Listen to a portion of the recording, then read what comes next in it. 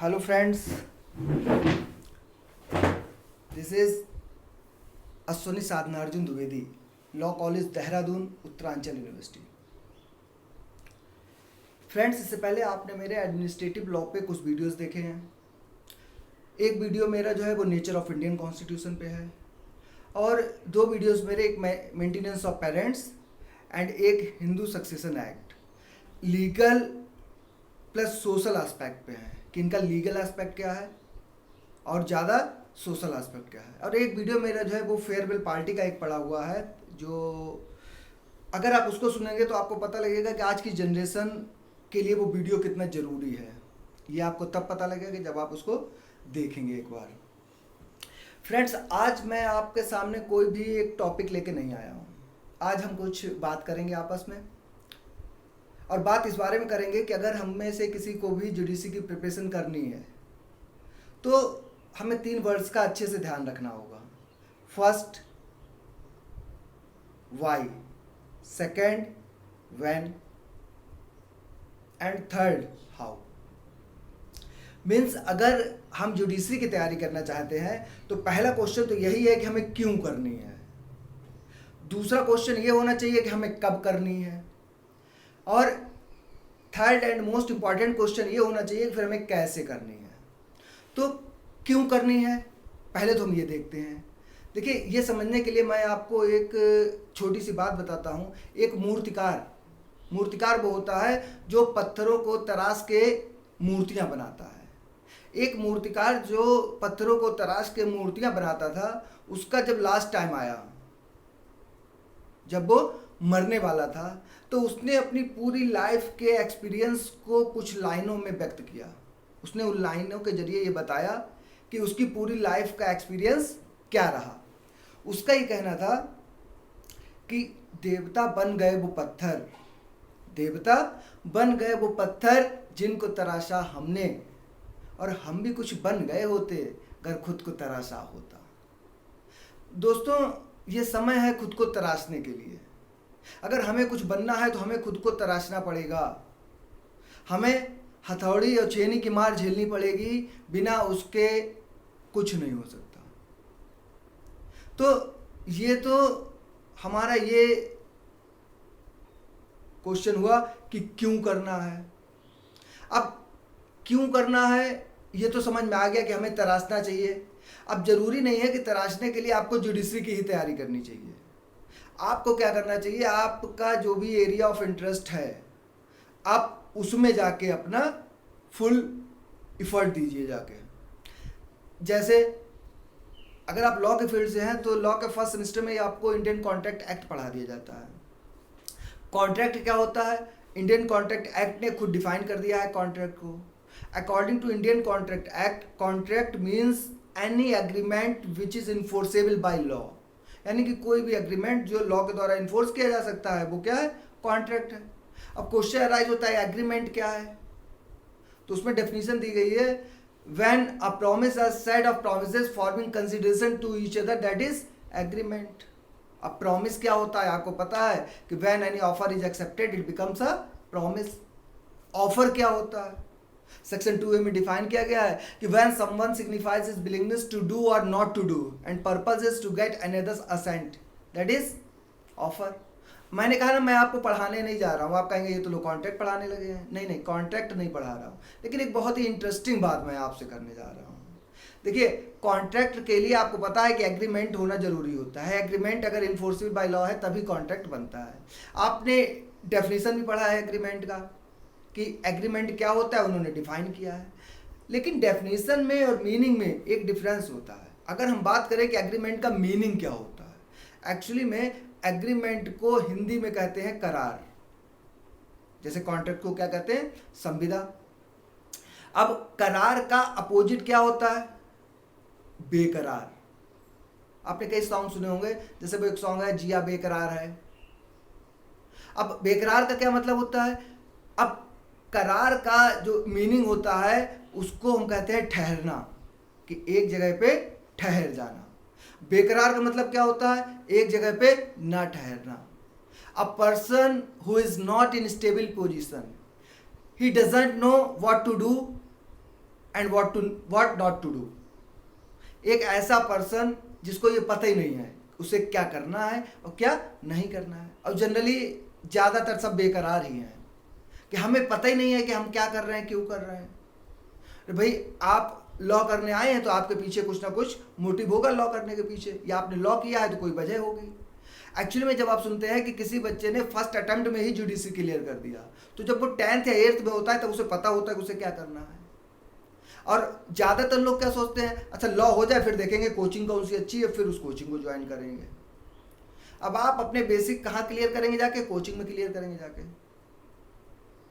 ठीक है। अब कोचिंग में अगर बेसिक क्लियर करेंगे तो कोई कोचिंग आपके बेसिक्स क्लियर नहीं कर सकता है, क्योंकि कोचिंग 1 से 1.5 साल में आपको सब टॉपिक पढ़ाएगा। अगर आपने 5 ईयर कोर्स किया है तो जहाँ से भी आप कोर्स कर रहे हैं पूरे 5 साल में आपको पढ़ाया जाएगा। तो अगर 5 साल में आपके बेसिक्स क्लियर नहीं हो गए तो कोचिंग में जाके कैसे हो जाएंगे?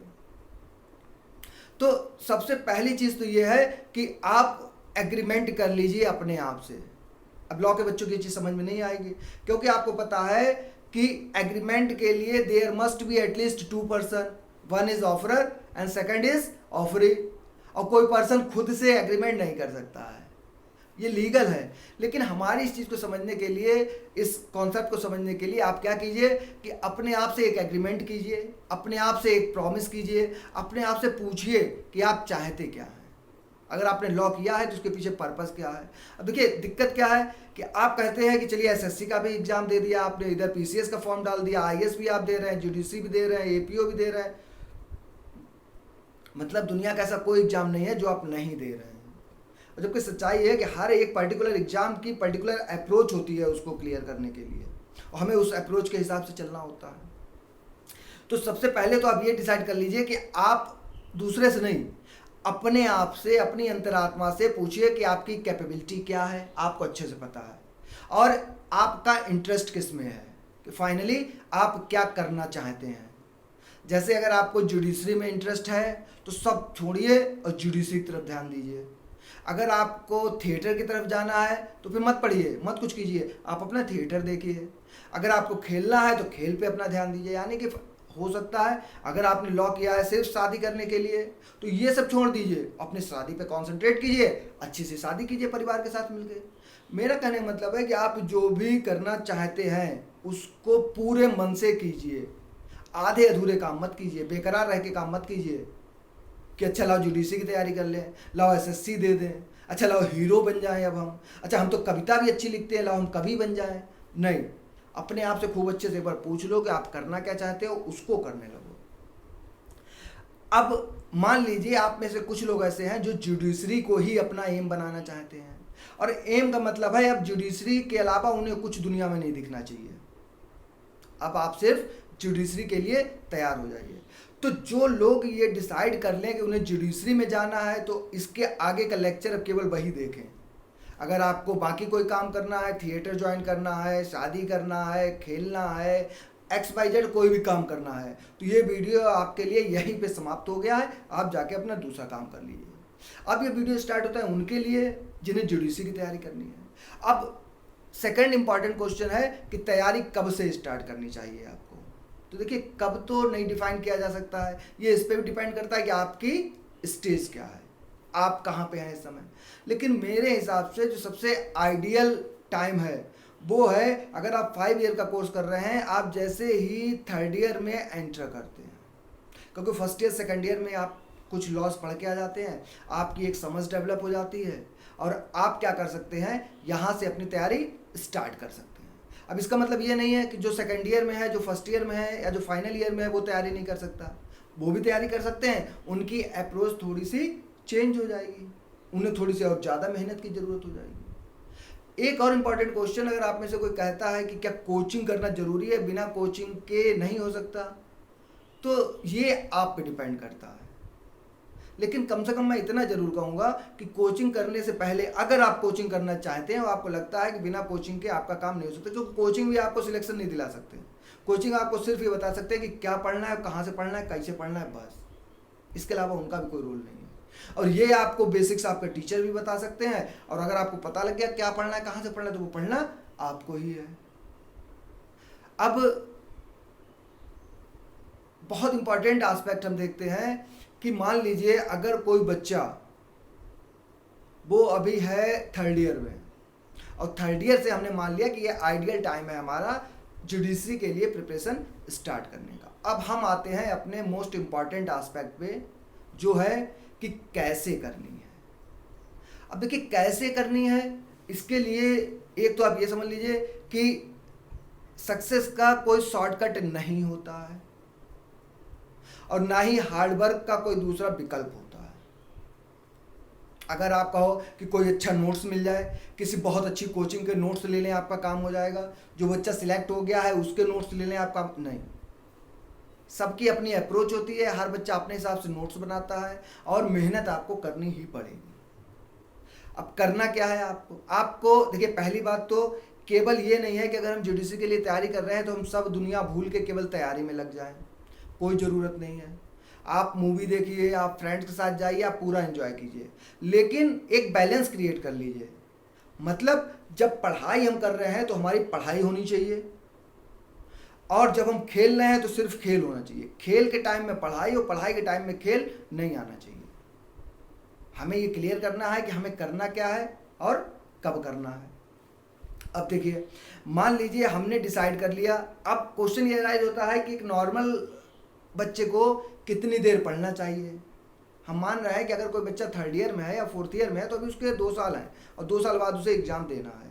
कोचिंग भी लगभग 1.5 से 2 साल में ही कराती हैं, कंप्लीट कोर्स जो भी है। अब लॉ में आपको पता है कि जुडिशरी के लिए आपको 2 चीज़ें पढ़नी है, एक तो जीएस पढ़ना है और दूसरा लॉ पढ़ना है। तो मेरे हिसाब से आप क्या कीजिए कि दिन में कम से कम नहीं तो 3 घंटे, और 3 घंटे ये सफिशियंट है। लोग कहते हैं 10 घंटे पढ़ो, 12 घंटे पढ़ो, 18 घंटे पढ़ो, नहीं, दिन में सिर्फ 3 घंटे, लेकिन रेगुलर। ये नहीं कि आज 8 घंटे पढ़ लिए और 4 दिन जो है वो खेल रहे हैं कि अरे कल तो रात भर पढ़े ही थे। अब घर वाले भी खुश हैं, आप भी खुश हो कि रात भर पढ़े हैं, लेकिन एक बार अपने आप से पूछो जो रात भर पढ़े हैं उसका आउटपुट क्या है, क्या पढ़ा है आपने। क्या जो 8 घंटे बैठ के पढ़ा है उसको आप 10 मिनट में कुछ लिख के देख सकते हैं कि क्या चीज़ें आपको तैयार हुई हैं। तो आपको सिर्फ 3 घंटे देना है। 3 घंटे में से 2 घंटे देना है लॉ को और 1 घंटा देना है आपको जीएस को। अब लॉ में भी आपको बहुत कुछ पढ़ना है, जीएस में भी बहुत कुछ पढ़ना है, और आजकल की डेट में जीएस का जो पैटर्न है वो चेंज हो गया है। जीएस जो है वो करंट अफेयर से रिलेट करके पूछते हैं। तो 2 चीज़ें हैं, जीएस में भी और इसमें भी कुछ तो होते हैं कोर सब्जेक्ट। तो हमारा पहला पर्पज़ रहता है कि कोर सब्जेक्ट हमारा अच्छे से तैयार रहें किसी भी एग्जाम के लिए।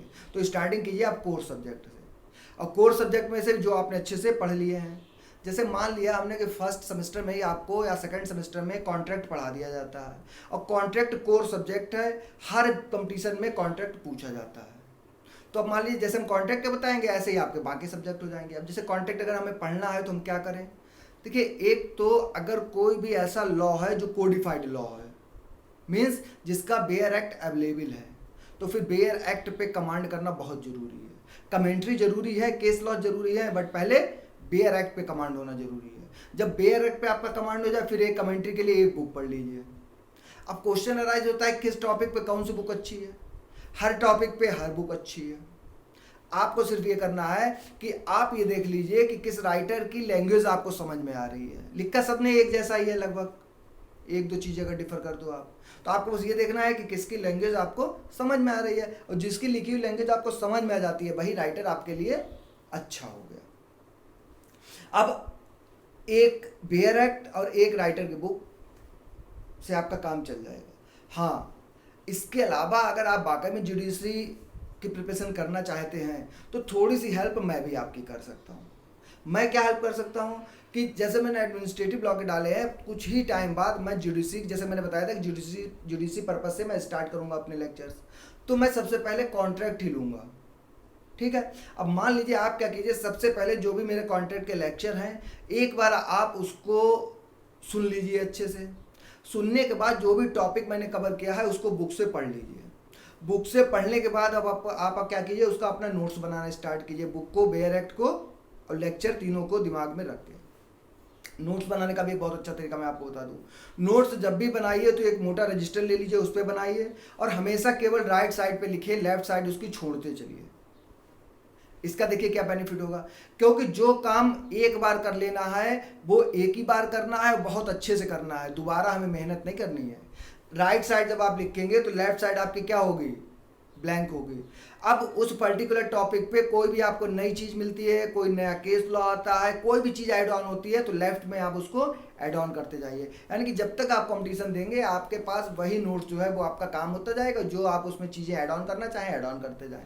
ये हर लॉ के साथ किया जा सकता है और यही जीएस के साथ भी किया जा सकता है। जीएस में आप क्या कर लीजिए कि करंट अफेयर्स पे आप कम ध्यान दीजिए, क्योंकि अगर आप 2 साल बाद एग्जाम देना है तो करंट अफेयर्स आपसे उसी समय का पूछा जाएगा। अभी आप क्या कीजिए, जो उसके कोर सब्जेक्ट है, हिस्ट्री हो गया, ज्योग्राफी हो गया, इकोनॉमिक्स हो गया, साइंस हो गया, इस पे ध्यान दीजिए। इसके लिए आप क्या कीजिए, बहुत बड़ी बड़ी बुक्स पढ़ने की जरूरत नहीं है। बहुत एक सिंपल सी बुक आती है ल्यूसेंट की, इंग्लिश में भी हिंदी में भी, वो ले लीजिए। क्यों? क्योंकि वो एनसीईआरटी पे बेस है और जुडिशरी की जितना जीएस आता है वो मोर देन सफिशिएंट है।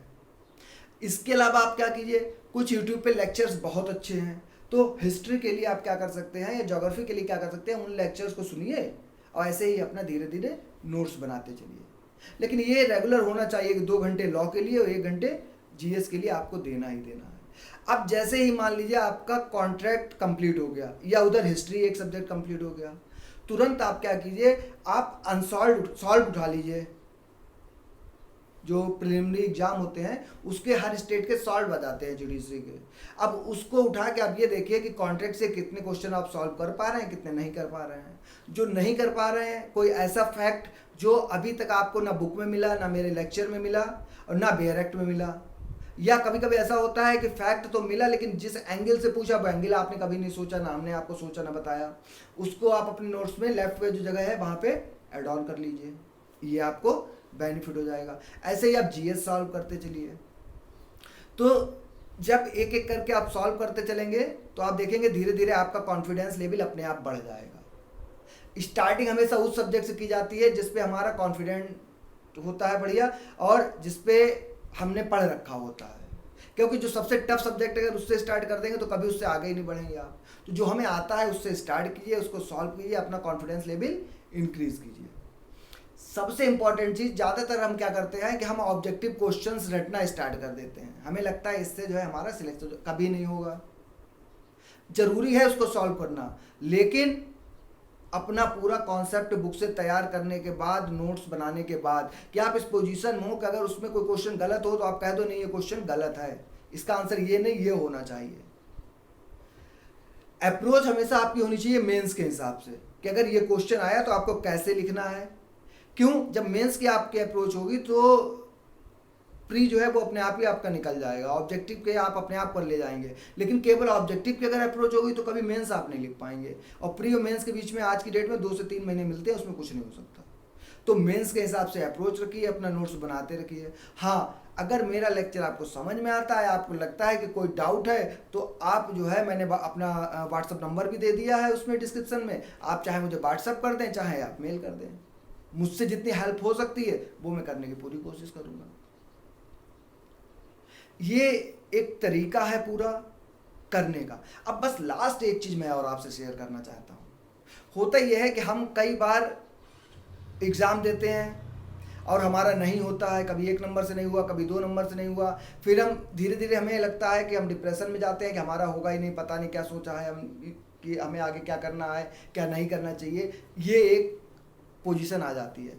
तो देखिए, एक तो जुडिशरी की या कंपटीशन की तैयारी करने के लिए 2 चीज़ों का हमेशा आपके पास होना जरूरी है, एक पंक्चुअलिटी और दूसरा पेशेंस। ये चीज़ें आपको रखनी ही पड़ेंगी। अच्छा, ये गारंटी तो है नहीं कि हम जिसके लिए गोल हमने बना लिया है हमारे जुडिशरी में सिलेक्शन हो ही जाएगा, ना हो कोई बात नहीं। लेकिन बस एक बात ध्यान रखिए, जिस दिन भी रिजल्ट आए और आपका सिलेक्शन ना हो तो आप ये मान लीजिए कि दिमाग में एक ही चीज़ आनी चाहिए कि इससे ज़्यादा प्रयास हम नहीं कर सकते थे, नहीं हुआ कोई बात नहीं, हम और ज़्यादा जो है फिर से एग्जाम देंगे। लेकिन उस समय ये नहीं होना चाहिए कि हमने जो है प्रयास कम किया, यानी कि अपना हमें पूरा अपना फुल प्रयास करना है, उसके बाद जो होना होगा वो होगा। क्योंकि देखिए, हमारे लिए ईश्वर ने क्या सोच रखा है ये हम आपने, जैसे हम बताएं मिलने वालों में एक उनका पीसीएसजे में नहीं हुआ, जबकि उनके कई पढ़ाए हुए लोगों का पीसीएसजे में हो गया। धीरे धीरे उन्होंने पीसीएसजे में नहीं हुआ, उनके कई लोगों का पीसीएसजे में सिलेक्शन हो गया। इनकी पीसीएसजे की एज भी निकल गई और टाइम भी खत्म हो गया। लेकिन बाद में इन्होंने एचजीएस दिया और इनका सिलेक्शन एचजीएस में हुआ जाके। अब जिनका भी पीसीएसजे में हुआ था उन सबसे ये ऊपर पहुंच गए। तो हमें क्या करना है ये हमें नहीं पता, लेकिन हमने जो भी डिसाइड कर लिया है उसे हमें बहुत अच्छे से करना है। जैसे अगर आप में से कोई क्रिकेट देखता हो, ठीक है, तो हम क्या करते हैं, 1 2 बार 3 बार अगर हम फेल हो गए, हमारे अटेम्प्ट मिस हो गए, नहीं हो पाया, तो हमें लगता है कि नहीं नहीं नहीं अब हमें कोई दूसरा काम करना चाहिए, इसके लिए हम नहीं बने हैं, ना हमसे ये हो पाएगा।